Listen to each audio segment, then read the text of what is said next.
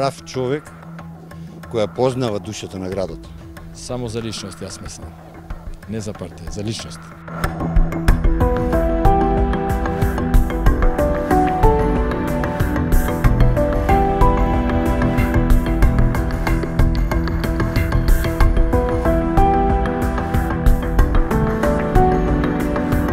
Да не се блокира со нови градби, високи градби. Слушам дека се дозволи во стариот град секој да може по еден или два пата да крене, па што ќе се направи со тоа?